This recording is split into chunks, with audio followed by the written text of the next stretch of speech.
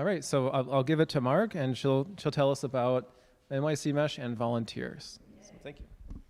So unfortunately, my co-presenter, Rob J., was unable to join us tonight. So apologies for having one presenter when you were promised two. But we talk, Rob and I, we met through our volunteer work with Mesh, and we have similar backgrounds. I am an elevator mechanic, and he had worked for the MTA, I believe. So he did horizontal rails, and I do vertical rails. But the common denominator is that we, as volunteers for Mesh, who all have diverse skill sets and bring different things to the table, we both have experience working in a production environment on machines that you want to keep up all the time, right? So it's kind of like very similar. And in another life, I was a Unix systems administrator. So let's see if I can do this. Right, okay, so here's some happy, probably new members and volunteers on rooftops. And some of you said that you're new to Mesh. Hey, Daniel. But this is kind of like what we do, right? We put aerials on rooftops that can see each other. We cast signals across the top of the city, and we connect to our own connection to the internet, so we don't have to involve any ISPs. We're a community thing. You see, there's a lot of community going on. And like we were talking before, like how we came to Mesh. Mesh is volunteer driven, right? So we're all volunteers. In fact, it's only this year really where we've had paid employees, like independent contractors working for us and contractors, because we are scaling, right? So I already mentioned, like for me, volunteering means applying some skills that I have from previous jobs. So I've done grant writing a little bit, grant administration. I've done some mechanical things. I do it for a living, so putting antennas on rooftops is fun. Organizing people, I have some experience organizing with tradeswomen's advocacy groups, right? And on a national level as well. So what was really cool in my experience when I started learning about NYC Mesh was just getting on the Slack and seeing how people were talking to each other. Remember, I joined during the pandemic, so there was no face-to-face stuff like this, right? So everything that I knew about Mesh was from what people had typed, and somewhere on the website it said, just come and lend whatever skills you have, jump in. And it's true, you get on the Slack and there's a conversation going on, and you jump in, and even if you don't know what you're talking about and you're asking basic questions, people answer the questions. And now you know the answer to the question. And then another person comes along, and so on and so on. So anyone want to share like your notion of what volunteering means in the context of Mesh? You're going to use the mic if you could. Yes.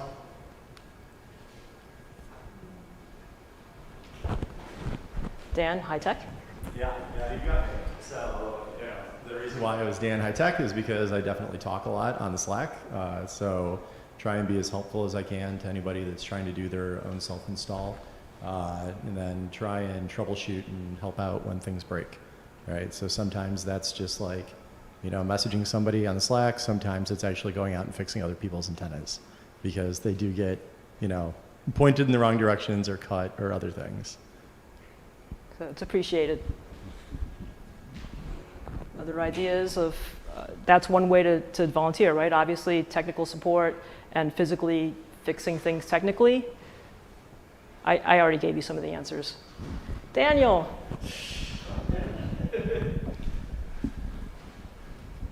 Hello, all. My view of volunteering is probably a bit biased just because of how much I do. But I think since volunteering is such a sliding scale, I have a more loose base definition that pretty much anyone who's engaged with the Mesh more so than treating it as a typical ISP, because a lot of people do, see Mesh just as another alternative internet service provider. So when people do understand and take it upon themselves to get a bigger understanding of what the Mesh is and its implications and both its benefits, they are essentially within the volunteer ecosystem, regardless of how much time they actually spend on the rooftop. Nice. Anybody else want One more. All right. That's a pretty good summation. So we're an all-volunteer endeavor, right? So if you go looking on the website and in documents that you'll find various mission statements from over the years. And some of the common themes that are in all of these sort of if someone asks you, what is NYC Mesh, right? Here's something that I think is kind of accurate. We're volunteer-driven, charitable organization, so a nonprofit, 501c3, which is recent, I think, since 2019 or 20, right? With the goal of creating an open, resilient, and net neutral, community-owned and managed network, right? And it's accessible and affordable to all New Yorkers. So we kind of went through and emboldened some of these terms because this talk is about volunteering, so volunteer-driven is a key component here, right? And we own and manage our own network, so that kind of ties into all the volunteer tasks that lead into that goal, right? And this other notion that our mission is to make internet accessible to New Yorkers. In this presentation, I think we're going to kind of see where we started as NYC Mesh, as a few nodes of people talking about sharing internet and making it happen, and then getting neighbors and getting bigger and bigger and bigger, right? And to the point where we're a sizable organization and we're doing a huge install, like the fiber install in this building, right? Now we are reaching people with our accessibility and our affordability that we're reaching them in a different way than those 3 or 4 people who connected to a hotspot in a bar back in 2013 or whatever it was, right? So let's see where we'll go from here. For those of you who are new to Mesh, here's a nice graphic that a volunteer probably made, right? And it kind of shows the basic configuration where you have the Omnitix, which can cast a signal in every direction, omnidirectionally, and the light beam, which is a point to multi-point. It can point at a sector that's casting its signal out to lots of light beams, right? And it can catch that signal and bring it down on an Ethernet cable into the apartment to an indoor router. Someone's using Wi-Fi in their house, their laptop, and their other devices. And that Omnitix is casting a signal to the Omnitix 2 doors down and 3 doors in the other direction, right? You can reach about 2 blocks, 3 blocks pretty well, even farther, but for the best signal, it's got to be pretty close. But as you can see, the more of these we have, the more meshy it gets, right? So this is the basic idea. And then this can be extended to a block association in Bed-Stuy, Crown Heights. Where is Jefferson Street? Bed-Stuy, where many neighbors connect to the mesh, having that set up on a number of rooftops. And in fact, you see Saratoga Village, the sector is casting the signal out, and at least 3 light beams are catching that signal and giving it to 4 more Omnitix, right? So we have at least 7 houses in this picture, I think, if I counted correctly. And that's also an interesting thing as we scale. Just as a side note, we have 3 ways out of this meshlet, right? We have found the hard way that if we only have 1 way out of the meshlet, this is not a good situation. So this means that community is important, right? The layers upon this. Not only does everybody have their gear and they're connected, but they're also interrelating with their neighbors, right? These people, their first names are on their rooftops, right? They probably know each other on a first name basis now. And if Chirag trips over the PoE, the power over Ethernet, and unplugs the gear, now Anton is going to have to go visit Chirag or call them up, right? So again, community owned, that's the notion of community that is what makes Mesh special, right? You don't know anyone next door that has Spectrum usually because everybody has their own deal, but the model of Mesh is that we get to know each other, and that's the way it works the best. Nice picture of the first happy member on the Jefferson block. And then here's a timeline that I pulled from some proposals over the years, and then I added some updated it a little bit, and then Rob and I went through last night and emboldened some key things from each year just to like bring focus, right? Because it's a lot of words. And this will all be online, so you can look at it later. But 2004 is when it all started, right? First node. I'm sorry, 2014, correct. Thank you. ISOC New York grant, we were talking about Jolly being involved in getting us that first influx of money. That's a big deal, right? Because then it enables in 2016 a supernode. And what is a supernode? Zach talked about it last month, but it requires paying parties for data space and rack space and roof space and peering arrangements, right? And hardware, right? So having that money enabled us to do this. And meanwhile, more nodes are happening. We're documenting our stuff better. We're getting more grants. We're getting a legitimate internet address, right? And then we start doing that thing in the picture with the Omnitix and the light beams, small hubs, right? We start replicating that all over neighborhoods, and we're hitting probably I might not have the history exactly right, but I would imagine if you start in the East Village, now you can reach Chinatown, you can reach, Stuyvesant Town or whatever. The big thing in 2018 that jumped out at me was Omnitix, because that's normal to me, because when I joined, that's what was suggested to get. But previous to 2018, we were trying all different sorts of configurations, right? Maybe nano beams or power beams, or I don't know what other hardware, maybe not even Ubiquity hardware or MikroTik hardware. But once we figured out a model and an automatic configuration for the Omnitix, now we have more and more Omnitix, and next year we open up Supernode 3 in South Brooklyn with a 40 gigabit per second connection, where Supernode 1 only had one, and we had a Supernode 2 and a Supernode 4, but they got closed. So Supernode 3 is a big deal, right? Fast connection, and a lot of places can reach it. Then COVID happens in 2020, and a crazy thing happens where installs cease for a while, right? Everybody has to stay home. And meanwhile, we're getting our 501c3 status. But then all of a sudden, I guess in the fall of 2020, and that's when I sort of became aware of NYC Mesh, installs requests start picking up again, right? Because what happened, pandemic made us stay home and work from home, and people need a good internet option at home. And there was more press coverage probably. I found out about it, I think, on Nextdoor or one of those neighborhood lists, right? Where someone was saying, what do I do? Spectrum sucks. And someone says, oh, try NYC Mesh. And I'm thinking, well, I have Fios in my house. I don't need NYC Mesh. But then I checked it out, and look at me now. I got sucked in.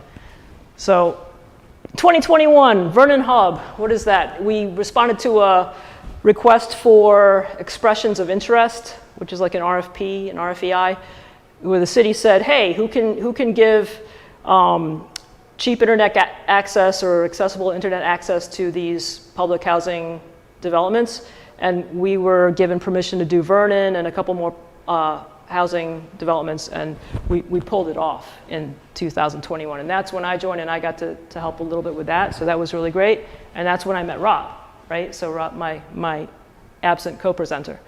And bring us to today, and here we are in Grand Street Guild, where we have accomplished a fiber to the home project, and we're learning, we're learning lessons, and we're refining our methods, and we're making it happen, right? So the people in this housing complex can get a fiber connection for $10 a month when they join NYC Mesh. So there's our timeline. There's Daniel. He just left before his. But this is a big deal. 2021, we had a large layout article in the New York Times, right? And I think that brought a lot of attention. And then to sum up again at NYC Mesh in 2022, now we have 3 supernodes because we opened up Supernode 10 in the Google data center. We're now for making forays into fiber into the home. We have expanded farther into Harlem. We're looking at South Bronx. and we're getting our projects going in Brownsville also, Crown Heights. And we've also started a new way to cast fast, create fast point-to-point links using 60 gigahertz. And for technical reasons, you don't want everything to be 60 gigahertz, but when we diversify our connections, this is great. But this is to say that volunteers are thinking about all these things and making stuff happen. And quickly, for the people who are new to Mesh, or just to take a look at this and think about it, this is a pretty current depiction of our map. And you see we're heavy in central Brooklyn. We got a lot of people in South Brooklyn around Supernode 3, but we're not very deep down into Sunset Park or Bay Ridge yet, into South Brooklyn. And we're really heavy where we're standing right now, but there's big buildings and stuff in the way. We're not in Manhattan very much, but we've got a cluster going on in Harlem, and we're going over to the Bronx. So that's our map. And then what's cool about our map, if you go to nycmesh.net/map, you can turn things on and off in the layers. And I think it's really cool to see our supernodes. And these purple lines are virtual private networks, VPNs, where people can join the network but not actually be physically on the network. So Supernode 1 and Supernode 3 connect through the internet, but they stay within the mesh because of VPN technology. And then you see the yellow line is our fiber under the street that connects here to 111 8th Avenue, the data center. There's Rob. He couldn't make it today, so that's him on a 22-foot ladder, aiming equipment at, this is the east mast, I think. No, this might be the west mast. This might be going to PH. No, there's the GB. This is going to Saratoga, I think. And then, like I said, on our map, you can turn on and off layers. So here's the medium-sized hubs, where they are in the neighborhoods with sectors pointing in every direction, and people can connect to them with their small hubs, which are the light beam and the Omnitix. So here's our small hubs. So that's everybody's individual connection. And then if you turn off all the layers and you turn on potential, this is all the people who at one time said, hey, can I connect? And for whatever reason at that time, either they stopped inquiring or they can't connect yet, right? So when we go in a certain direction, we'll try to look at these gray dots and contact those people, reply to the email and say, hey, are you still interested? Because there's a hub now and you could connect. So sometimes we get people to connect that way. And here's the stats graph. You can reach it at nycmesh.net/stats. And you can see it, we're at 1,160 active nodes. And an active node, I believe, is a rooftop. So that could have many families underneath it, right? Starting with 2 in 2015 and ending with 1,100. It's a hyperbola. It's not linear. It looks a little linear, but it's swift advancement, right? Okay, so back to volunteering. How are we pulling this off? How is Mesh growing? Well, we see that our number of nodes is increasing substantially. We could say exponentially, but I don't think it's quite. We're now starting to accomplish, and also to court more multiple installs inside a whole building. And of course, it's better if that building is not yet constructed, because then we can ask them to put conduits for us. But it also includes apartment buildings where 10 residents want to hook up, and then we have to figure out how to get them connected, right, physically. Our budget has grown by orders of magnitude. So I remember we said, I forget what year, a few years in, Omnitix was a big thing. And Rob was saying that Omnitix were twice as expensive as the previous technology. So people were like, we can't do that. It's too extravagant. We'll run out of money, right? And now we're just like, here, put Omnis everywhere, and hopefully the supply chain will last our demand. But we're in a different place, right? And the place that we're in now is that if there's a big job that, like coring through these 26-story towers, we can hire a subcontractor to do it. We could do it with volunteers and teach people to run a core drill, but why not just have the data contractor put the conduits up. And we also have some paid employees. So what used to be done only by volunteers, like to go to individual apartments and hook up their connection, we have an equivalent of one full-time employee, I believe, spread among 2 or 3 people, and they're getting this done. We also have interns. There's summer youth employment folks, so young people who are spending the summer helping mesh and getting paid to do it by the city. And good news, recent news, is that we applied to AmeriCorps Vista program. AmeriCorps is like the Peace Corps, but domestically here in the United States, and the Vistas are supported volunteers full-time for at least a year and possibly 2 or 3 years, right? So this is a big deal. We have basically 5 full-time volunteers that we can hire, and they'll get paid, some kind of subsistence stipend by US government to help us. We have partnerships with big agencies like the city, NYCHA, HPD, community organizations like Fifth Avenue Committee, et cetera. We're doing a lot of grant applications. We're actually going out and pursuing donors. Some donors are pursuing us and dropping money in our laps. So I think it's the Sterling Family Foundation. When Mayor Adams cut off the, put the whole New York City broadband program on hold, where we were going to do these big projects in the Bronx, Crown Heights, and Brownsville, this foundation just shoveled money at us and said, we want you to keep going. City's not giving you money, keep going. And yeah, making allies in the communities as well, community boards, business improvement districts. All of this takes volunteer labor, right? We don't have any paid staff sitting in an office doing this. We're all doing it after 9 p.m. or on our lunch break or whatever. We're doing it, everyone's pitching in, and somehow we're getting this done, and it's brought us to where we are. In the spring, we started using contractors for the first time on a large scale, and we have a handful of people who are dedicated to installing and supporting members. And this summer, we have I already mentioned this, the Summer Youth Employment Program folks, and we're gonna get the 5 Vistas. And the thing that we need more volunteers to do is the leadership to accomplish this stuff, right? So as we have more and more volunteer tasks that help us get more and more stuff done, we're seeing more and more the need for leadership to step up. All right, so this is the part where Rob would be typing and I would be asking you things, but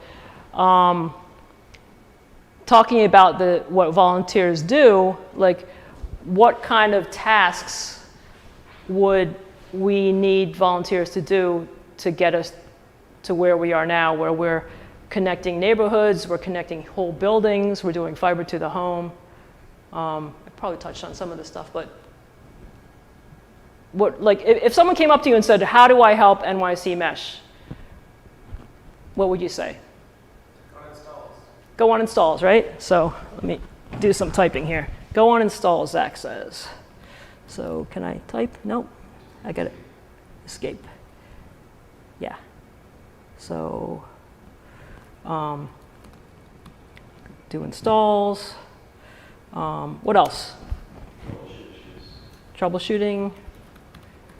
And I guess, which is part of support, I guess, because usually, well, there's troubleshooting and there's also support, because sometimes it may or may not be initiated by somebody, right? Maybe we proactively go through and look at our network and find stuff. What else? Maintenance, I guess, falls under that, right?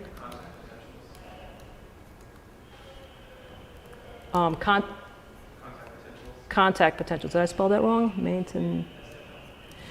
Contact potential what's? Installs, outreach. Okay, now we're moving away a little bit from the physical stuff. What else? Network planning. Good one. Technology research, so we don't get left in the dust, right? Anything more? There's a pretty extensive list of things on our webpage. If you go to nycmesh.net/volunteer, right? There's even more things. You know, project management. Fundraising. Correct. And then I'll add grant administration because slash writing. Right. So someone needs to write the grants, and then even to go to the next step of the grant, like we just got this Vista grant, right? We get 5 members for free, but we have to have a meeting with them and talk about what we have to do. So like even figuring out what we have to do to fulfill the grant is work. So yeah, grant administration and writing, publicity.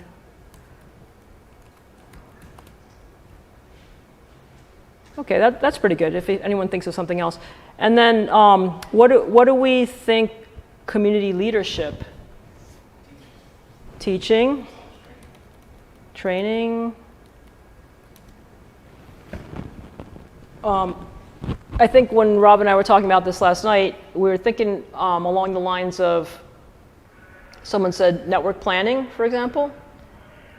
We need to be stepping back from ourselves from time to time to see how it's going, right? Because we can easily just like crank out the installs and drop Ethernet cables from the roof and bore through the wall and set up TP-Link routers, right? But then somebody notices that, hey, you can't have 11 Omnis connecting to one that has the point to multipoint. It doesn't work. So then we have to step back and think, well, how are we going to rectify that?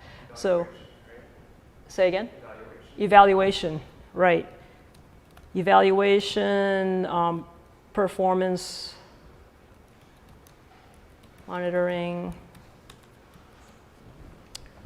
And then I think community leadership, maybe that also involves like outreaching and partnerships with organizations, right?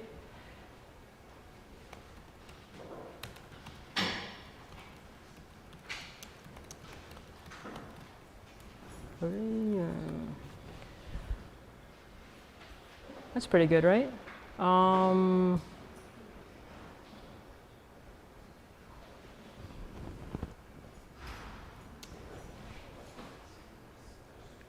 Any other ideas? How did we get here? A lot of collaboration, right? And getting along and working together. I mean, we all come from different skill sets and different experiences, but somehow we did it. Jelly? Making presentations like you are. Put it back to the presentation, right? You said making presentations. Oh, making presentations. Collab. With our peer organizations like other meshes and so on. Collab.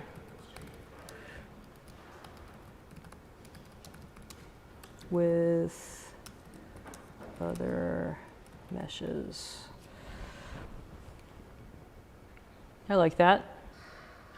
All right, so this is some food for thought, right? So volunteering doesn't just mean show up on Saturday with comfortable shoes and we're going to climb a ladder to the roof and we're going to, you know, put band clamps on a pole, right?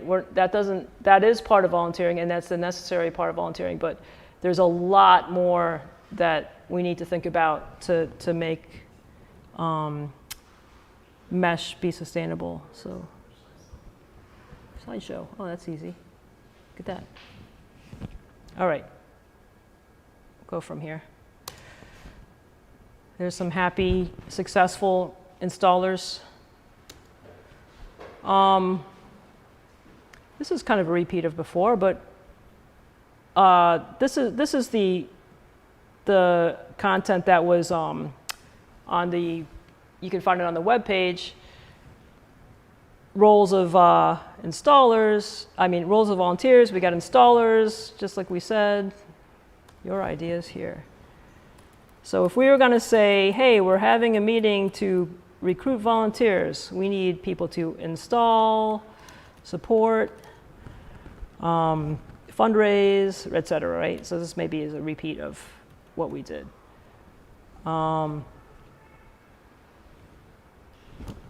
make relationships in the community, right? So we don't need to dwell on this too much, but this is where I want everyone to start thinking in this direction, right? So it's not just what tool shall I hand you, where shall I show up, but where are the needs? You know, what are we lacking? What do we need to go forward? This is an actual question that I believe it was the city asked the EDC, the funding arm of the city, which has been put on hold from funding us, but they were asking us, well, how do you support your users? Like, how is it done? And it's done with volunteers, right? So since the beginning of the mesh, this is how we've done it. We've helped each other, we've learned from each other, we've done experimentation, explored with each other, and using our connections to each other, we've been able to support the mesh. We must educate each other, we must enable each other, we must empower each other. This won't work if some of us think others are not able to learn this stuff, right? We have to make it accessible to everyone's comfort level or ability. So even if someone goes to the support channel and says, I know nothing about computers, but my internet doesn't work. If we're doing our job right, hopefully at the end of that, if their mind is open and the person's helping them have an open mind, some knowledge will be exchanged, even if it's a small amount of knowledge. And maybe it's a large amount of knowledge, and then that person becomes a support person as well. And I think the way we've been thinking about NYC Mesh is the way it's going to survive is we have to support each other. So the idea is, okay, if we expand into neighborhood Y, we got to find people in that neighborhood who are interested in being active volunteers, teach them everything they need to know, and support them when they have questions, and they will support their neighborhoods. And to some degree, this works, right? But what if tomorrow, a big real estate developer says, there's a new law in New York City that we have to provide broadband access in all of our new construction, so you're it. Put mesh in all the new construction. We got 500 apartments here, we got 270 apartments over there, and we're in the Bronx and Bath Beach and Staten Island. With our current core of volunteers, how are we going to support that? So this is where we have to start envisioning with these growing, these leaps and bounds that we're making as we grow, how are we going to do this? How can we increase our capacity to support members? And this question that Rob and I were talking about late last night, the model is changing, right? This is an identity crisis for Mesh. Because all of a sudden, instead of people coming to us and saying, hey, I read about you and I saw you on Vice, I read about you in the New York Times, or I heard about you on Nextdoor, and I think what you're doing is really great and I want to join, right? Or I hate Spectrum as much as you and I want to join, right? These are reasons why people have been joining Mesh for the past 8 years. But starting in this year, we have a situation where we're saying, hey, we're bringing you Mesh. Or last year, 2021, even before that, the NYC developments that we've gone into. This is for you. Everybody please connect. We're going to bring it to you, right? Which is our mission. We want to make internet accessible and affordable and available to everyone. But people are arriving at Mesh because we pursued them.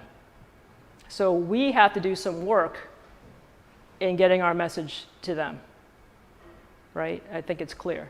So as we go forward and we're talking about these big building installs, we're talking about new neighborhoods and large contracts with the city or whatever it happens to be, we need to do some brainstorming about the model. And that means we need community leadership to do that. It's not just the person plugging in the Omnitix. It's people to step back and view what we've done, right? And think of where we're going. So questions to leave with, what now?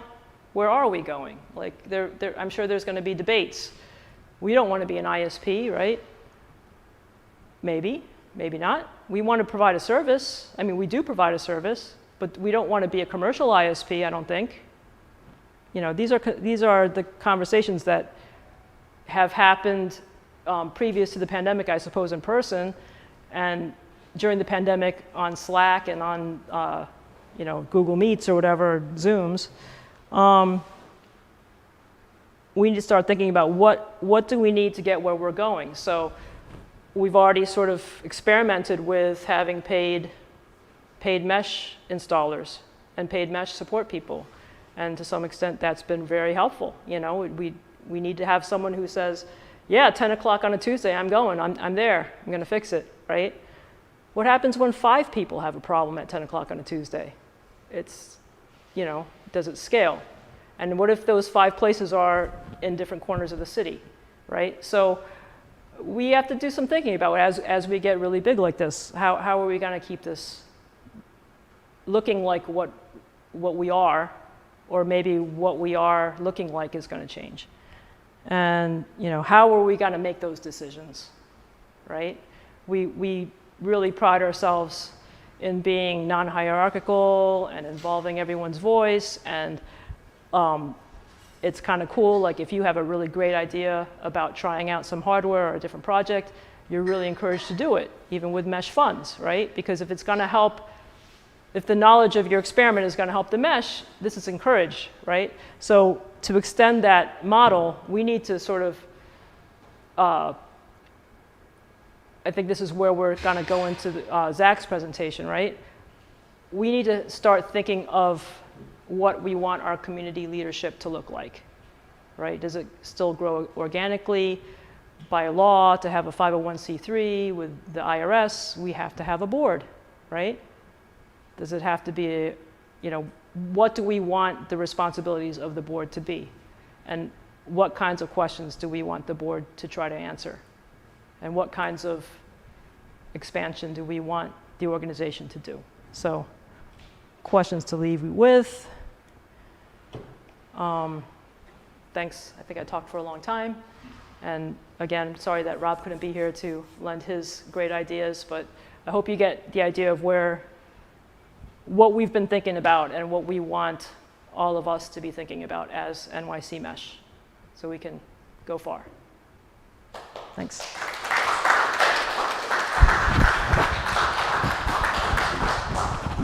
Questions for Mark Yeah. at this point? Questions and comments, ideas? Of course, if not, we will also have a chance to discuss at the end, but it's a great time for these questions, and then we'll have it also at the other presentation, and then we'll have a time at the end as well. Yeah. So I think I have a good grasp on DIY self-install side, right? Which is definitely how you can organically expand, right, without the need for a massive amount of volunteers. To educate people to be more DIY rather than requesting installs. Is there? I know there's the wiki. I know there's the web page. I know there's Slack. I don't think that there's like a large YouTube or video instruction presence that explains how to get between those steps. And like, I've got a computer engineering, EE, and networking background, and you know, I could hop between all of those steps, right, and do DIY myself. But I could see where, you know, if the template stays similar all the time, we don't have new equipment and we don't have new like versions of something that would break this, that making like YouTube instructions would be very useful. That's a marvelous idea. Daniel, you have a comment about that? I'm hoping that our vistas can help us with some of this stuff, right? Yeah, so I just wanted to chime in. I'm sure some of you, I want to cover this a little later, maybe when I speak individually with you all. Oh, hello, hi. Around the corner. I'm hoping that a lot of, especially the Vista volunteers, hopefully by the end of the summer is when I think we'll have instructional how-to videos on everything, like as sort of like a final project for a lot of the intern base that we have right now is going to be really good for, you know, sitting down, how to do this, how to crimp a cable, where's the best place to run a cable. You know, there are some even more fundamental questions than just the technical things. And where do I start? Where do I buy the hardware from? You know, is this the right hardware? I think we're going to have a lot more of that by the end of the summer. And I'm excited for if you also have ideas for other aspects of a mesh install, which are not as traditional, like where do I drill? Do I drill through my window, my wall? Do I just run it through my air conditioner? You know, these are very real questions that we get all the time. So if you have suggestions for that, definitely hit us up, and everyone's input, literally everyone's input, is welcome, because we are sometimes very siloed in the way we think because we've been doing it for a while, and we need the lack of knowledge to expand knowledge, if that makes sense. And that another idea that I've had, a wish list thing that I hope the Vistas can help with, and maybe some of you will help with, is a troubleshooting template chatbot type of thing. Because what happens is people come onto the support channel and they ask a very similar question to every other person, and then, you know, friendly volunteers tell them the same series of steps. But it would be great if we could have some kind of place where people could go, whether it's video series on YouTube and or you know, a web page, where it says, okay, now click here. It's going to show a trace route. It's going to show a speed test. You know, look for this light. This is a video or a photo of what you're looking for. This is what the POE looks like. You know, this is what the lights, the status lights on your router mean. You know, that kind of thing. So yeah, it's what's really great about Mesh is we have such a great a comprehensive library of documentation. I mean, it always could be made better, right? But whoever's making these videos and web pages has all the information. It's there. Or scouring the Slack, right, for the steps the troubleshooting steps that are commonly used. And then we just have to translate that into a video form or a web form. So if anyone has those kinds of production skills, you know, that would be a great way to volunteer. Other comments?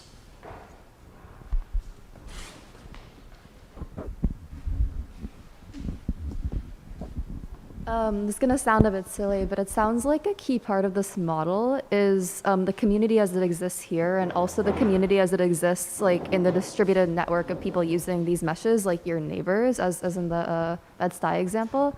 So I'm kind of curious, like what resources there are for, I don't know, like it's one thing to tell my roommates or people I live with, like, hey, let's do this. It's another thing to build that community with people across the street I've never met, don't know, might not even be friends with. Like, how do you make friends with your neighbors, I think is like an interesting other topic for discussion.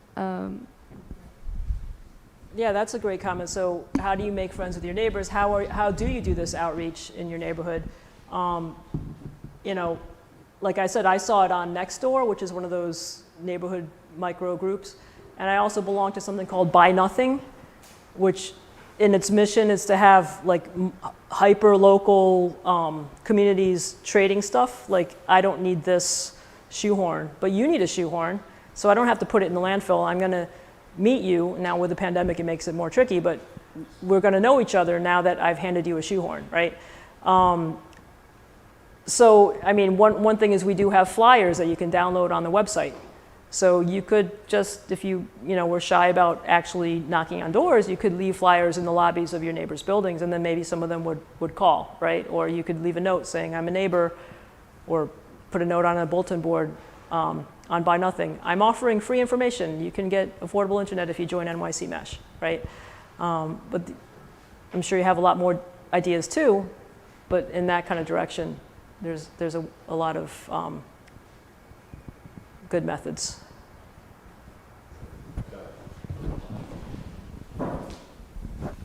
So when I was faced with exactly that same type of thing, right? So I was in my building. It's like a big warehouse lofty place, right?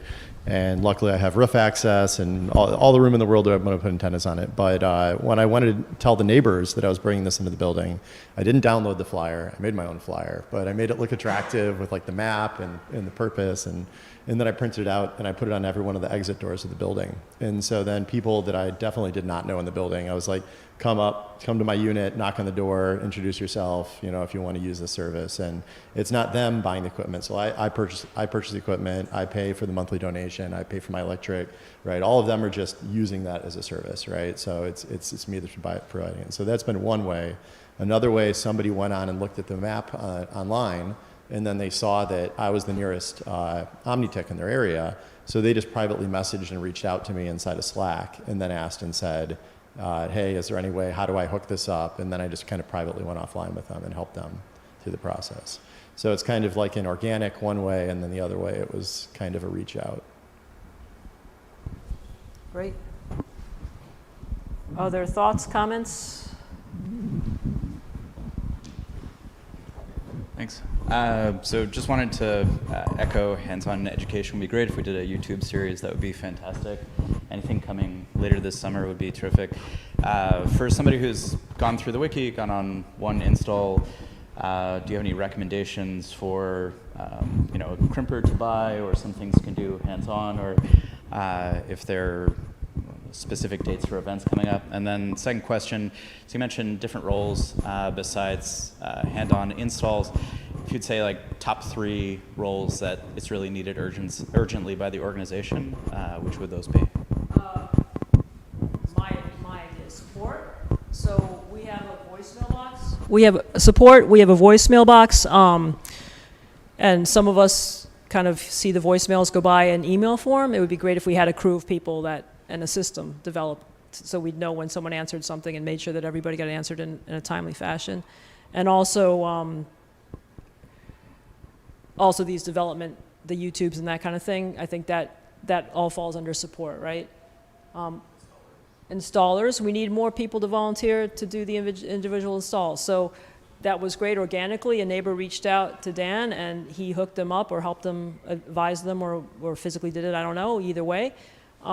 We need a lot more people to do that in a lot more neighborhoods, so it doesn't always fall on the same people who have to travel far from a different neighborhood. It can fall on a crew of people in a certain neighborhood. And yeah, I think as we go forward, project management is something. So maybe a community organization that wants to be our ally. So the other day, Brian and I were on a call with the Sunset Park Business Improvement District president, right? And they have commercial interests. Maybe we don't really care about the bid, but he's very well connected because the bid, well, first of all, he was Carlos Menchaca's chief of staff, so he was hooked into the city council world, right? But he also has contacts with, the council member and the assembly member and the other business improvement district kind of organization. So someone has to make those cold calls or find those connections, and then other volunteers can join those meetings. And maybe out of 10 of those outreach efforts, something will happen, right? So that's a good question. Any other top volunteer roles anyone can think of besides installer, support, and outreach, fundraising? Daniel. This one is one that takes a little bit more time to, I guess, we don't have a trust issue, but it takes more time to really know about it to get into this one, especially for people who are not as able to get out into the, to installs. And I've been doing a lot more just because I've gotten busier because my own life situation stuff, like to be able to be on the front of doing tickets when installs come in. I'd love to also do a video on like how to do line of sight calculations. Like if someone says, hey, I'm at an address, how can I get installed? It's pretty easy to do it, but you just need to have some institutional knowledge of like, that's what this NYCHA building looks like, and that's what that other building looks like, and understand how to see that in a photo, how to have the customer service skills to understand when someone's not doing what you ask, and how to do all those things to make sure someone has a good experience getting on the mesh, even though that we're 100% volunteer. Some people are often surprised that like, wow, this seems like, people are responding to my email, even though it's all volunteers, because having that base of people who can do that. So if you're interested in doing some of that stuff, there's a lot of GIS work that I sometimes do when I'm late at night. It's a good thing that other people should learn how to do. And if you're interested, that's also something you could definitely get into doing. Yeah, that's a great one. There's a comment online. Daniel Jacobson says, really love the presentation so far. One thing I've noticed is that there's a decent amount of information about the very straightforward getting started DIY install kind of vein, at least enough to bang through as someone who has used the command line now and then. It seems much more difficult to upskill folks into that next level middle skill set of like troubleshoot when mesh is down, get involved with infra planning. The best I've managed to do is lurk on Slack and try and see what Daniel, Marg, Olivier and are talking about. That's an area I'd love to contribute to, but struggle to get involved. I get that all the time. I think a lot of people get that all the time here, that it is a little bit hard to get involved, only because, it is, we'll acknowledge, right? I mean, I'm speaking for others, but, it is very institutional. I remember, so a little background, I'm Daniel, by the way. I came in late for my job, but I started volunteering in October 2020, probably because for about 3 months I had no idea what the mesh community was, because all I knew was the website. Somehow I got to DIY without even touching Slack, which was kind of interesting. But then I realized what is the underlying stuff, and it's very easy to miss the community aspect because it is kind of, just a few really cool people who seem to be on Slack all the time and don't have a real job. They do. They just look like they're not doing anything else. But no, it definitely is tricky, and that comment does come up often. I think the biggest thing, and the way I've seen people like Dan get involved, is just by participating, asking questions. They're not annoying to ask questions, to just be like, hey, I want to tinker with my own node, or I have questions about how this stuff works. The more questions you ask, the more you just put yourself on there. All of us are so excited and eager to share this information, truly. So just putting yourself out there and saying, hey, I want to be more involved and I want to do X, Y, and Z, just go for it. No one, you get bonus points for that, honestly. The more people who want to learn, the more we extend that knowledge. And definitely that's the way I'd suggest going about it.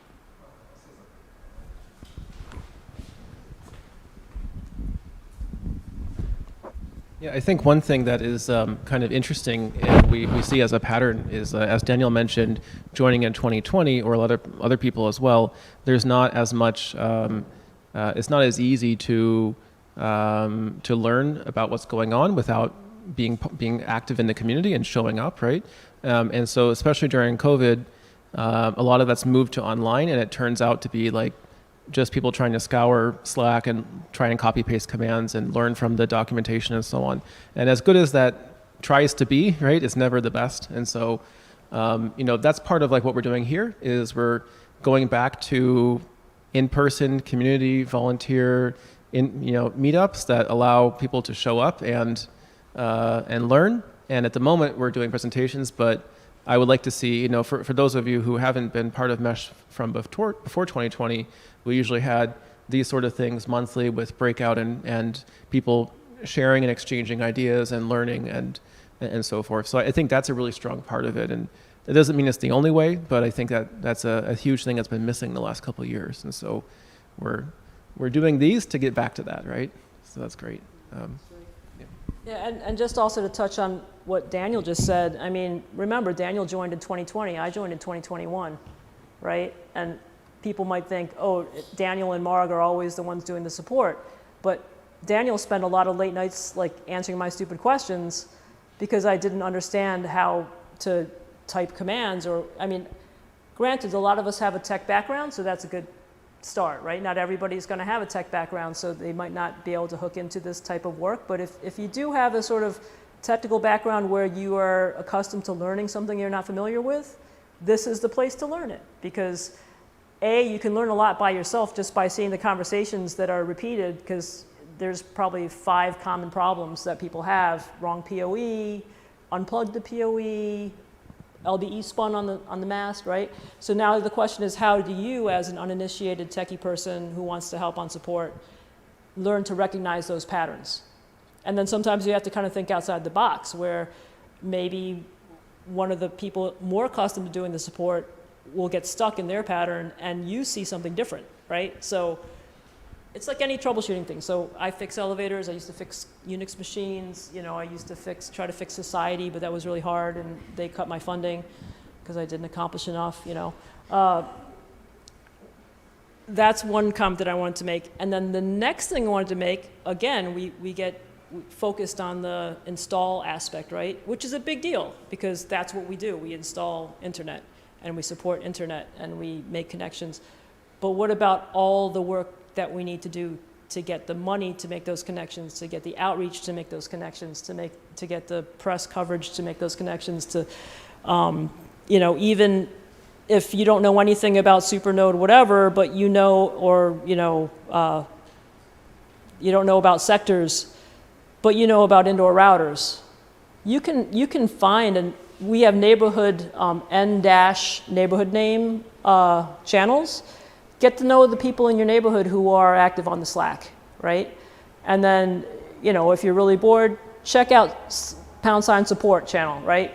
Because that's where you're gonna see repetitively the kinds of issues that come up, and you're going to see the resolutions to those issues, which is fantastic. I fix elevators, and you know, there's a culture where some people don't want to share the information because it makes you look better. They think it makes them look better because they fixed it and somebody else didn't. Opposite. Mesh is about everybody being able to fix it, right? Because that way more people can get help, and we're not just the same 2 people, same 5 people helping everybody. It's everybody helping a few people. So if Dan helps his neighbor connect, that's great. That saved a install team visit, right? You were the install team for that visit. And now you know that person. They might have a friend who might need some help. Maybe they'll help the friend get stuck and ask you, right? And that's how we build that way. And back to the non-techie volunteers, how do you get hooked into that? I got hooked in because Megan asked for help with proofreading. And I'm good at proofreading. I'm also good at grant writing. But that was somebody else's project. I was late to the game. But there were big holes in the narrative. So I just started, first I started like suggesting every, you know, comma change. And Megan's like, just edit the file, right? And then I was like, oh, section 2 is blank. Oh, I see this text over here on the website. Cut and paste, modify, you know. And if you've ever worked with presenting, you know, going for something, a grant request, or asking your super for whatever, you know, advocating for something, you can do this, right? It's about making the connections, expressing the need, defining how you're going to do it, how it's going to benefit the community, and now you've written a grant, and maybe a couple times out of 10, we get the grant, and that's really exciting. So, lots of ways to contribute. But with all that said, any more? We'll go to Zach. We'll go to Zach, and he'll talk about the board, right? Okay. Yep. Give you this. Yeah, sure.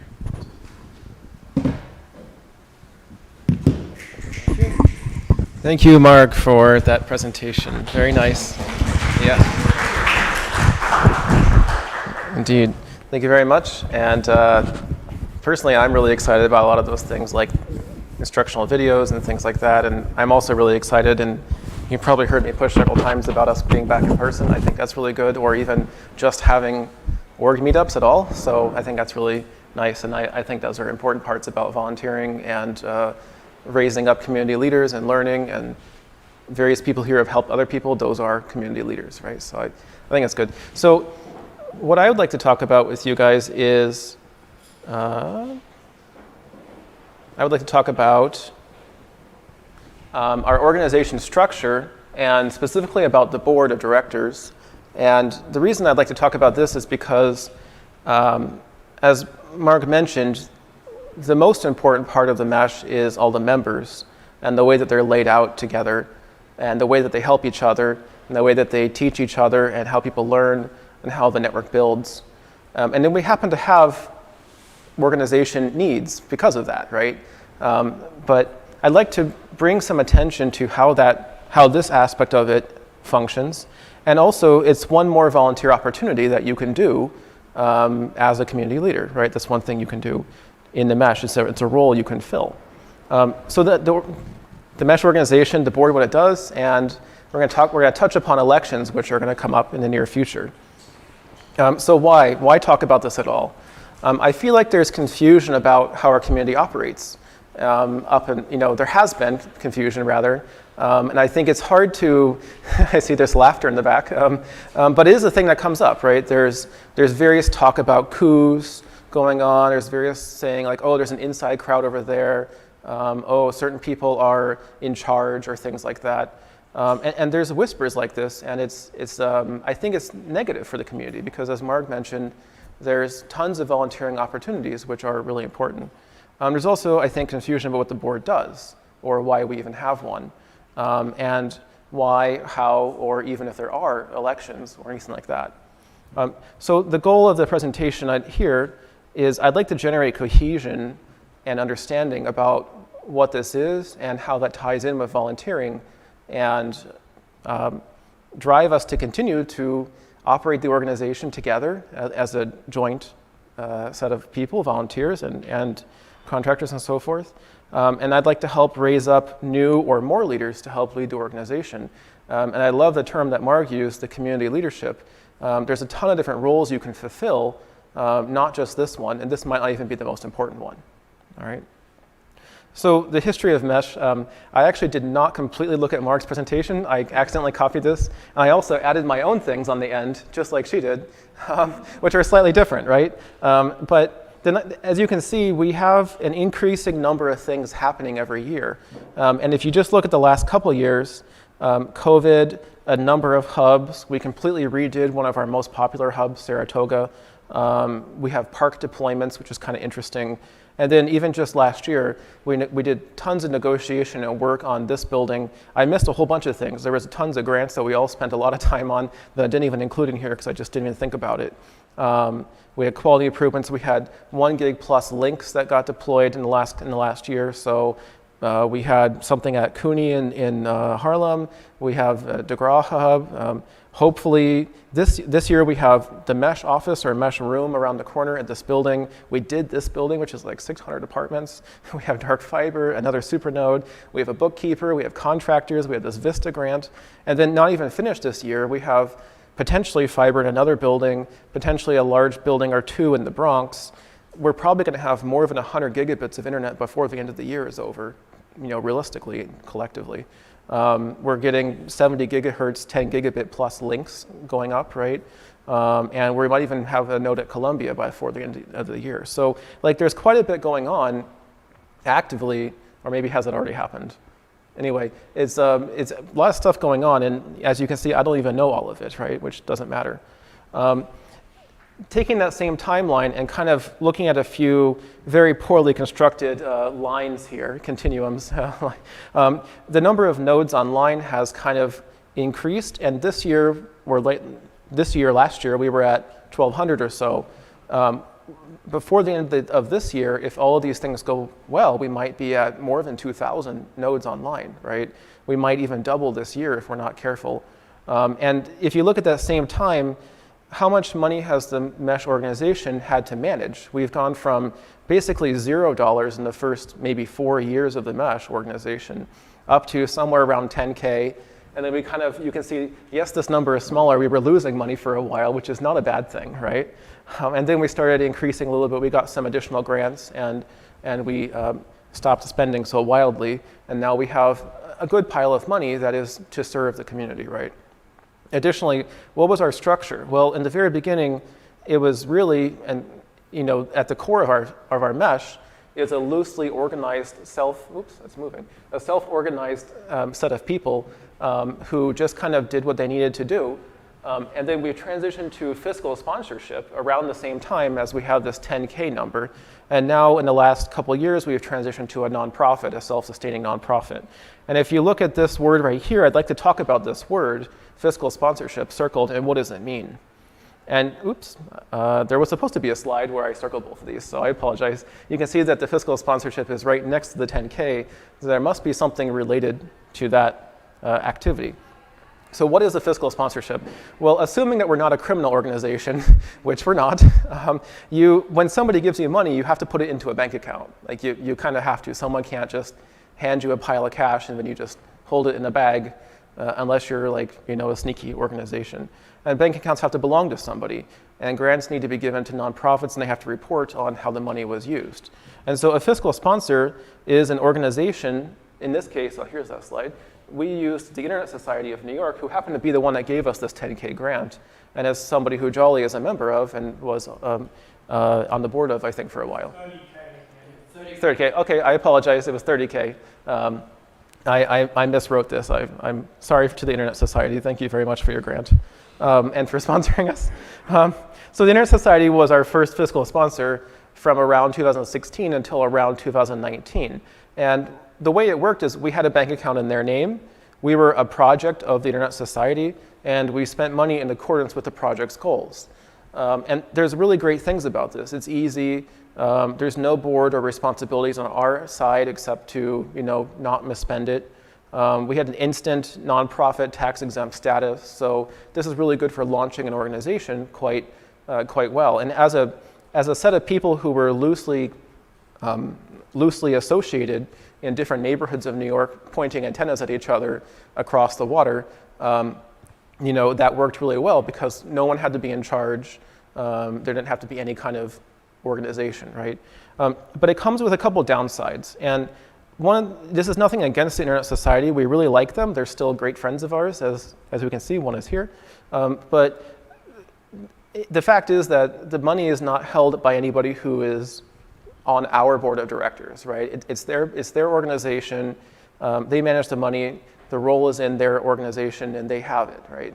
So we're limited in the spending, the management, and the access to the money.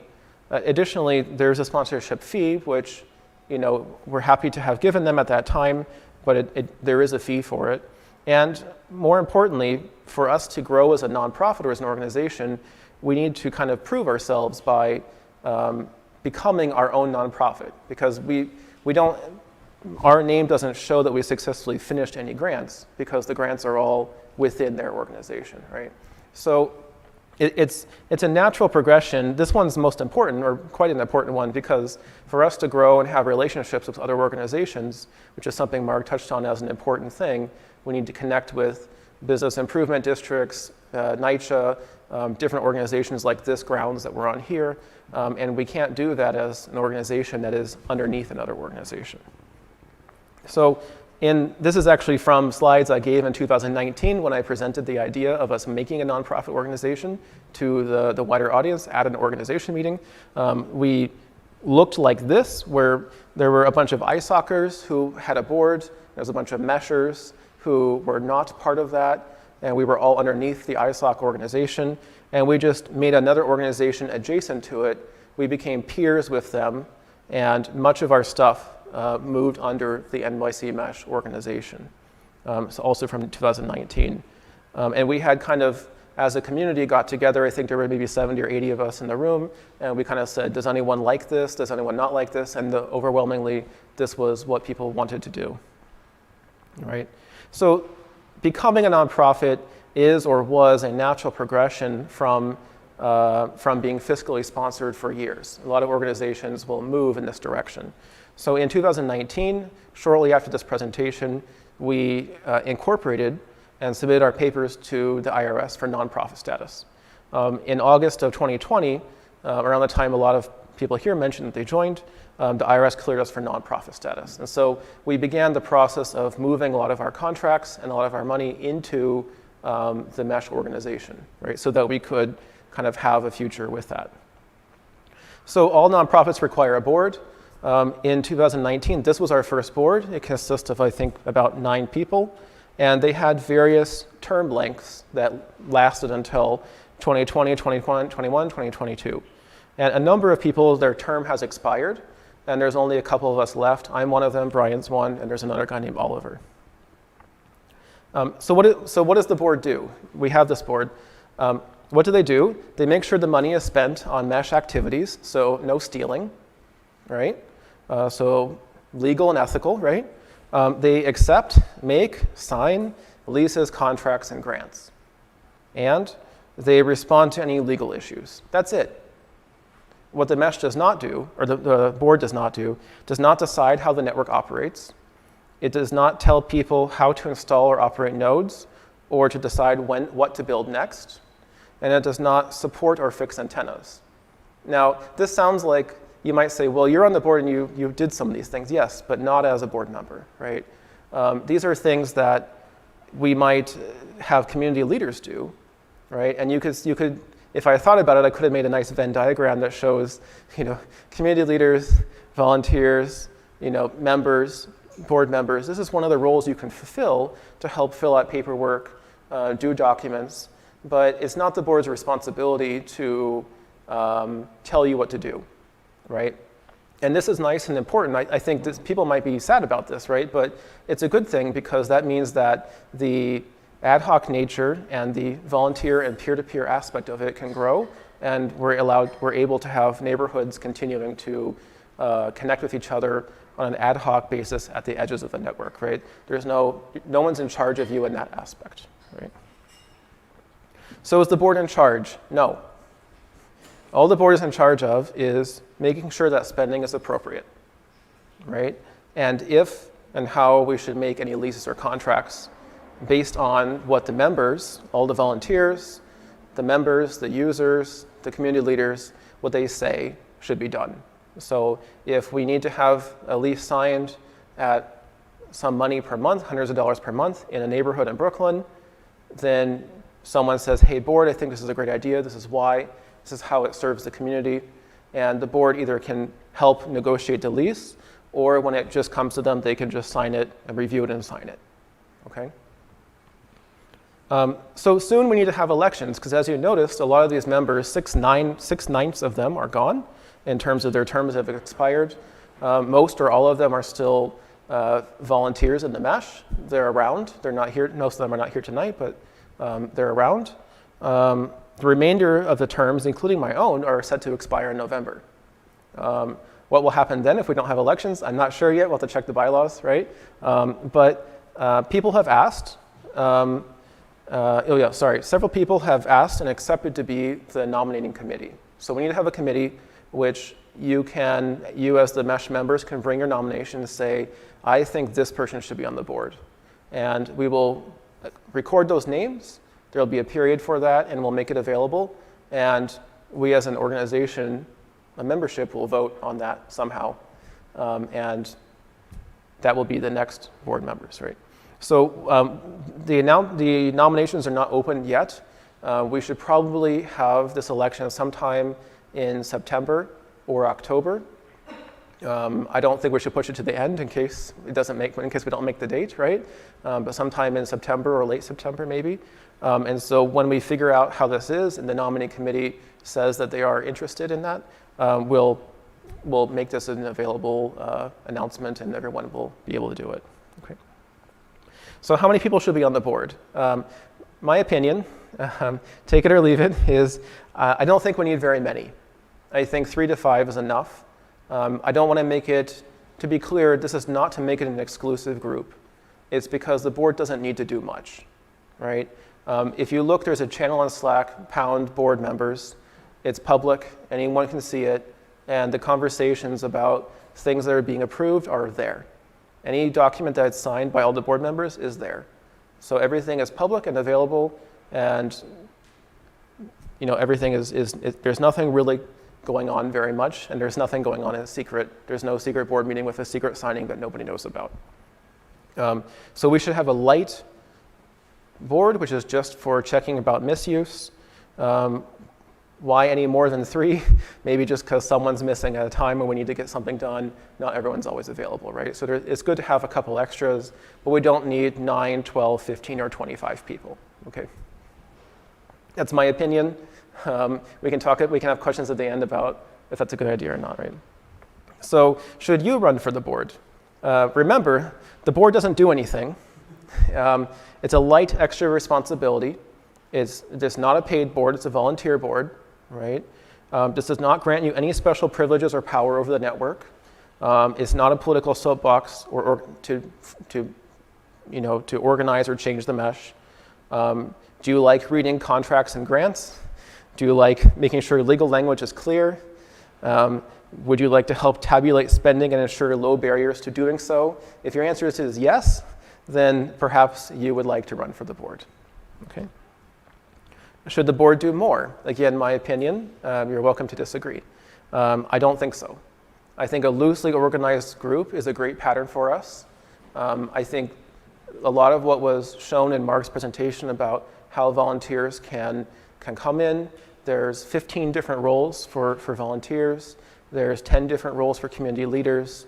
We've seen people over the years come in to very basic wire crimping classes and grow to be people who do installations and support and are really making really interesting contributions to the mesh. So I think there's plenty of room, especially if you really want to do antennas, you really want to make a mesh network, I would say do that. And then if you need to be on the board or there's a role to fill or you're willing to do it, go ahead and do it. And fiscal sponsorship, basically we have an internal fiscal sponsorship model, which is very light for us, right? That is an extra slide that does not need to be there. So my apologies. Why? Yes, it's the question that we're all asking ourselves. That's it. That's my presentation. So I'm happy to take questions. Yes. Anyway, I hope you guys got a sense of what the board looks like, what the organization looks like, and that I'm very volunteer heavy. I think it's really important. I think community leaders is a great aspect of this. And so, yes. Any questions on the board or organization structure? Yes, Daniel.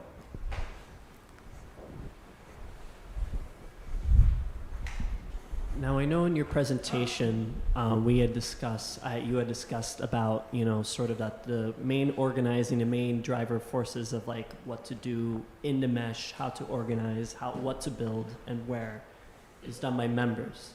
Now, there are probably, there are examples of where that will overlap. Like, for instance, I think I'll give a real example. At one point we were discussing fiber to Harlem. Right, and that is a conversation that can, because the decision-making process is a cost model, right? There is a time where any decision like that will overlap from the members to the board. How should those discussions take place to make sure that the board is doing what's in their best interest, especially when it's a member-driven idea? How do we convert that from member decision to a board decision? That's a good question, yeah. So remember that board members are also members of the mesh. They're also mesh members, right? So ideally, all of their goals are the same. Now, let's say we want to do fiber to Harlem, and it's super expensive. I think the investigation and the need for it should be driven by the members, which may be board members who are acting as a member, right? They're taking off their board hat and saying, I live in Harlem, I would like to see this happen, because, and then they should have a good reason. I think Harlem needs it for this reason. This is a good idea for the mesh, right?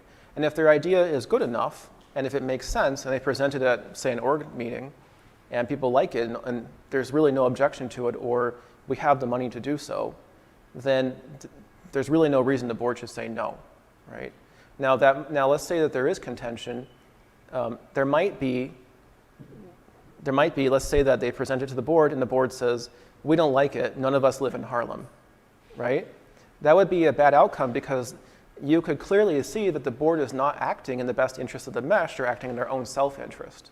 And in that case, the membership should complain and kick them out, right? So, I mean, quite reasonably, if you think, for me as an example, as a board member, does not want to approve something because I don't want it personally and it's bad for me personally, then you should try to kick me out, right? But there should be a conversation about, let's say there is contention, there should be a conversation about why do you think this is a waste of money for the mesh? Why do you think it's not a good idea? Why do you think what else do you think the community's money is better spent on, right? And if there's no good answer to that, then they should be able to be convinced to say yes to it, right? So ideally, the board's hat, that role should be figuring out whether this is a good idea, meaning misuse, or helping the mesh, like a wise spending of the donations people give, or if it's a bad idea, meaning the money is being spent poorly or misused, right? And I think there should be frank conversations about that. Does that answer? Or, I mean, if not, please feel free to. Okay, sufficient, he says. Okay. Yes. I have a question. Yes. So does that kind of make the case that we should be on the bigger side of board membership? So like 5 maybe, given that. Oh. Squish it. Right. There's a We got a little friend on the floor here. Marg, your turn. Oh, you crunched. Oh, okay. Okay. For those on the live stream, we were just dealing with a bug issue here in the mesh room. Yeah. We uploaded. Yeah. Yeah, so because I would imagine like in a situation where someone is pitching something like the Harlem situation, right? Like, I would assume that board member would like recuse himself from like the voting process if they're pitching it. Yeah. And then There isn't a voting process. for deciding to move. You mean for yeah, for board proposals, it's unanimous, right? Yeah, I mean, you was like the way things get decided in the mesh is just general consensus. Like in Slack threads, we'd never vote in a Slack thread on anything. Yeah.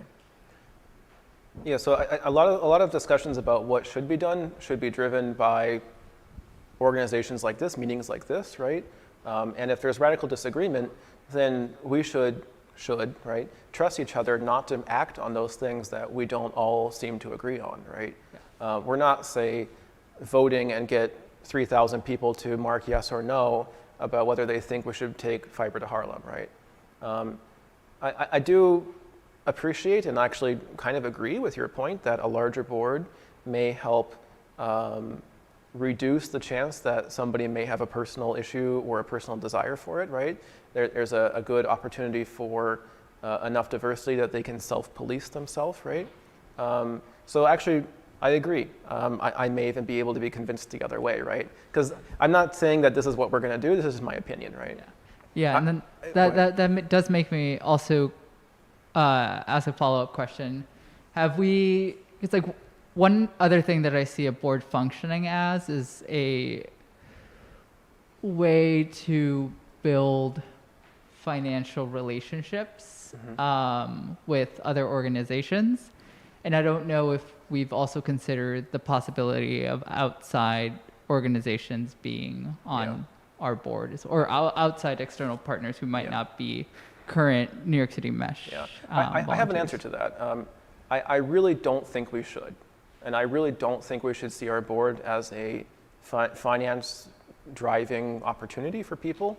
And I know that is a popular thing that organizations do. Another popular thing organizations do, which I'm not a fan of, is they have the real board and they have their fake board. They have their advisory board, right? Which is all these outside people who sit 800 people on a board committee and they all vote on things that don't matter. And then the real board actually votes, right? I think it's in the way that our organization, in my opinion, should function is that should be in the membership, right? We should not have people who are, like, for example, in the idea of, let's say we want to run fiber to Harlem and the membership agrees, the board should act on that because the members have spoken, right? And if it truly is a good thing for the mesh, then the board should have no reason to say no. But if we have outside people who are not actually mesh members, they have no idea why the organization exists and they've never put hands on an antenna or they've never gone to a meetup, those would be inappropriate board members because they should first be volunteers and then probably community leaders, and maybe one role you can fulfill is a board member role, right? It doesn't mean that it's the highest role. It just means that you should have a good idea what's good for the mesh, and you should have a good notion about, yes, this does make sense.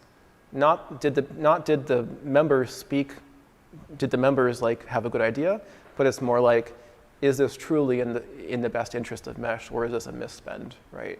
And they should have that argument with other people, right? So while I appreciate that idea, I don't hope that we go in that direction, right? That's fair. Yeah. But I do like the idea of, I like your idea about a larger board has a better chance of less misuse, right?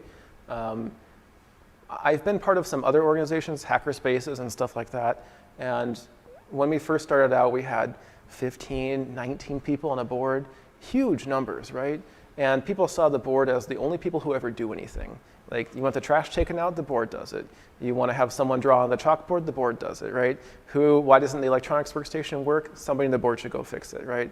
And that's not the case. It's the members who do it, right?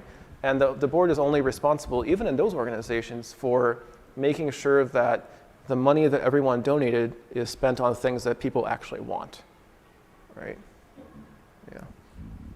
Yeah, this is an interesting conversation, and I think we're at an interesting crossroads or position on the road, right, of the Mesh organization, because I've been on a board before, and it was exactly opposite of this. It was a tradeswomen's policy advocacy board. So it was representatives from different parts of the country, very top-heavy. The membership, there was no membership, but like the individual tradeswomen who were represented, whose interests were represented by this organization on whose board I sat, their input was gleaned from the work of the organizations who were present on that board, right? So it was not like what you're describing, which is how we're operating today, where members are excited about something and see a need and find a way in and see a budget line item that they need fulfilled or a relationship that needs to be made, and then the 3 or 5 member board says, yes, that's proper and not illegal, and we sign, and then it happens. I guess in the conversations that I was having with Rob, and in the direction that we seem to be heading with larger installs, more, we're going to be involving more members who are not the type of member that you described, who've been on an install, who understand the community aspect of Mesh. And maybe part of that is a messaging task that we need to, like, for example, this building and the building next door, can they run for board? Well, by the description that you just made, they wouldn't, because they haven't been on an install. But their interests are served and represented by the Mesh, right? I'm kind of going around in circles, but where is the role of, who's going to fulfill the role of the steering committee? Like, we're talking about stepping back from what we're doing and seeing where are the gaps, what have we done right, what can we improve on, which direction is the best direction to go in right now. We have a lot of brilliant people working on some of these decisions right now, and they seem, to be valid directions to take, but I can see as we get bigger that this could get trickier. So where is the role of visionary and steering committee? Is organic community leaders stepping up and doing some of that work in their own corners of New York City gonna do it? Yeah. Like, is it gonna, I don't know. I think we're bumping into some questions in our current state. Yeah. I think on the board that I sat, we had a whole weekend, several days that we went on retreat, and we formed a mission statement. We figured out the direction that we wanted to go and the 3 tasks that we wanted to accomplish that year. And as current Mesh, we do that organically. Mm-hmm. Does it extend to the scale that we're trying to achieve? Yeah. That's a question. That's a good question. Yeah, I think different organizations can organize in different ways. For example, this organization that you mentioned, I'm sorry, I don't know much about it, but it sounds like they had representatives representing each area or each subunit, right? And they came together in order to figure out all together what they want to do as a whole, right? And so that sort of organization is an organization where they're bound together to be stronger together and to have cohesive mission, right? Our organization, I think, our organization is to further this network, right? To further people learning and doing and being self-reliant and self-deploying their things and working with their neighbors and so forth, right? And so I would say that the steering committee is those who show up, right? Those who show up regularly and who put volunteer effort and time into doing things. Those are the steering committee. And perhaps what we should do, I don't mind the idea of a retreat. Maybe we need to recognize community leaders and say, Marg is recognized for her contribution and she should, she is an A+ student. She's a community leader, right? Daniel is recognized for his contribution. Brian's, and we do this and we say, these are people who are thought leaders, they're idea producers, and they're helping people do stuff, right? And those, I would say, are the steering committee in conversation with what people want and what we see other organizations and other neighborhoods and community organizations that we all touch. What do they want and how can they help us grow? In my opinion, it's wrong to have that on the board because that's more of a top-down thing where they're saying, well, what you guys should do next is move into Harlem, right? But what people need, what really should happen is people in Harlem should want to have something happen there, right? So only if they want people to be there should we be there. So for example, if someone in this building wanted to, so my point is, I don't believe our board is a representative board. It's more a legal, ethical, moral board that makes sure that as a whole, the money that is being donated to the mesh is being used for the whole, right? And not overspent in any one neighborhood or stolen or misused, right? So if someone from this building wants to be represented, if they want to be on that board, certainly. Say there's someone in one of these buildings that comes to our meetup or starts participating in support on Slack and learns and grows and becomes a community leader. That person certainly should run for the board. But I don't feel like Grand Street, for example, is underrepresented because there are 70, 80 installations here and no one from this building complex is on the board, right? Because the board should have their interest in mind based on the fact that people here know it's an important project, right? So in a for-profit organization, usually like the CEO, CTO works for the board, right? The board fires the CEO and the CEO fires the managers, right? And I think in our organization, the board works for the members. The members say what they want and the board should help make that happen. And if they don't, you should replace the board. But as long as they're doing what the organization wants, then there's no issue with it. Now we can turn it over. It doesn't matter if it's these people or those people, as long as they do what they want. And so even myself, I don't really care if I'm on the board next year. I really don't. I have a lot of other things to do, right? But whoever is after me, I would hope that they don't see it as a platform to dictate what the mesh does or to lead what the mesh does, but rather they see it only as this limited role, which is really for this management of cash and donations, and so that we're doing the right thing. And then, even myself, I would love to support people and do half the things we mentioned in those volunteer things and not the other half without being a board member, right? Yeah. I don't know, does that answer your question? Or is it a non-answer? But those are good points. Okay.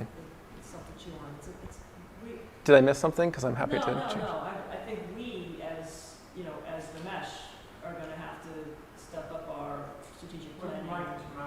I'm sorry. I think you did give me information that helps me understand your opinion. Okay. And I think we, as the mesh, may have more conversations about how are we going to accomplish the strategic planning that's going to be required for the big leaps and bounds that we're making. Yeah. And maybe that's not a board responsibility, or maybe some of us think it is, or however model we have to do it, we have to make it happen. Yeah. So, I mean, that's a good point. If the members don't think this is what the board should do, then they should raise that and we should change the role. My recommendation is that we don't do that. And you're right. I think you said it in the right way, and I respect that. That that it helps you understand my opinion, and you don't have to take my opinion, right? But I think it's this way because I think this is a really sustainable model. And in other organizations I've been part of, this is where we got to, and it was like, we really wish we could achieve this, and when we did, it was like, it was golden. And so I don't think that this means that you don't do strategic planning. I just think you do it in a different way, right? And so I hope that it doesn't, you guys don't see that I don't want to be part of strategic planning. But I think this is my opinion about how the board should go, and I really hope that we hold to this model.